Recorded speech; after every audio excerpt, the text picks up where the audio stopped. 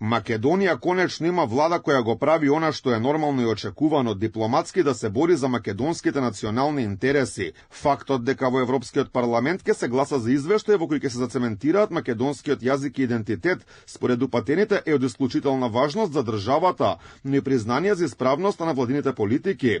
Универзитетскиот професор и поранешен амбасадор во САД Васко Наумовски за Алфа вели дека е многу значајно што Македонија има поддржувачи од сите пратенички групи во Брисел без разлика на идеолошката определеност. Сепак очекува дека европратениците од Бугарија нема да останат пасивни при дебатата во Европскиот парламент. Очекуваме една жестока дебата во Европскиот парламент за текстот на оваа резолуција.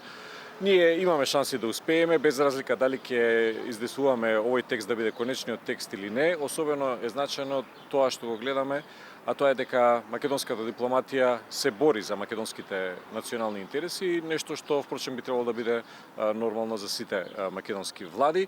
Поддршката што имаме меѓу политичките партии застапени во Европскиот парламент се должи и на представувањето на нашите аргументи, нешто што како активност го имаше нашата дипломатија во изминатите месеци. Доказ дека македонската дипломатија се обидува да промени нешто во евроинтегративниот пат и пораката на Каја Калас, која порача дека доколку не дојдеме до договор со Бугарија, можеби ќе се бара план без да ги започнеме преговорите. Според Наумовски, ова изјава можеме да ја сватиме како еден вид притисок кон официјална Софија. Доколку Бугарија и понатаму остане ригидна во своите ставови, Европската унија можеби ќе се одлучи да издействува некаков план Б, нешто што е најавено и за евентуалната блокада на Украина.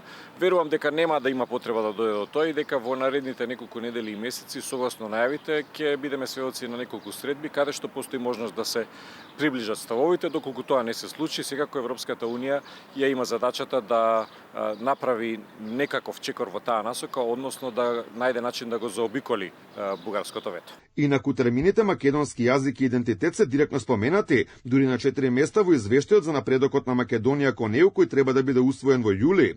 Извештајот е подготвен од главниот известувач, австриецот Томас Вајц, кој успеа да ги стави идентитетот и јазикот со помош на другите 7 известувачи во сенка, што ги представуваат политичките семејства во Европскиот парламент. Премиерот Христијан Мицкоски изрази задоволство од ваквите потези и порача дека тоа само ќе докаже многувековноста на македонскиот јазик и идентитет и повика извештајот да биде поддржан едногласно.